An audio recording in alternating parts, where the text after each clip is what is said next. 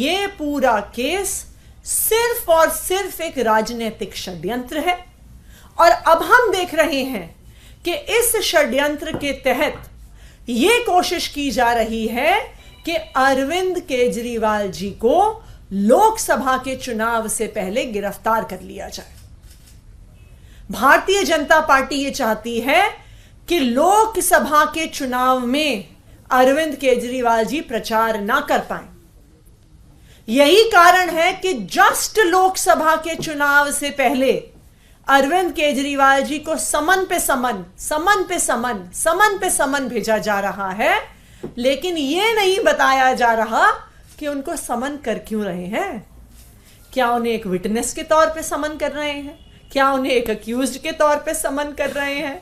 क्या उन्हें दिल्ली का मुख्यमंत्री होने के नाते समन कर रहे हैं? क्या उन्हें आम आदमी पार्टी का नेशनल कन्वीनर होने के नाते समन कर रहे हैं? ये ईडी कुछ भी बताने को तैयार नहीं है।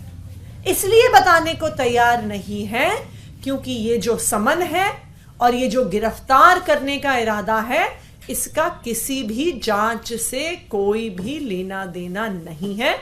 ये सिर्फ और सिर्फ अरविंद केजरीवाल को लोकसभा के चुनाव से पहले गिरफ्तार करने की साजिश है। यह देश का इकलौता ऐसा कानून है जिसमें बेल मिलना लगभग असंभव है, क्योंकि कानून के प्रावधान ही ऐसे हैं। तो भारतीय जनता पार्टी ने क्या किया? इस कानून में जिसमें बेल मिलना लगभग असंभव है, अपने सारे विपक्षी दलों पर इस कानून में केस कर दिए। क्यों? क्योंकि अब आप पीएमएलए के तहत इन्फोर्समेंट डायरेक्टरेट से अपने सारे विपक्षी दलों के नेताओं पे रेड कर सकते हो, समन कर सकते हो।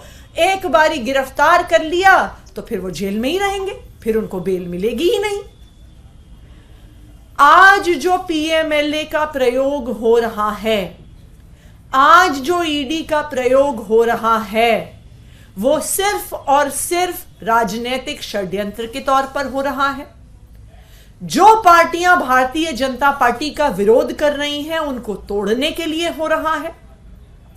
जो नेता भारतीय जनता पार्टी ज्वाइन कर लेते हैं, उनके केस खत्म हो जाते हैं।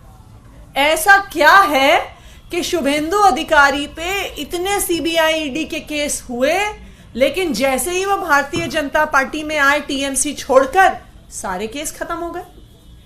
ऐसा क्या है कि हेमंत बिस्व शर्मा पे सीबीआई ईडी के इतने केस हुए, लेकिन जैसे ही वो भारतीय जनता पार्टी में आए तो सारे केस खत्म हो गए।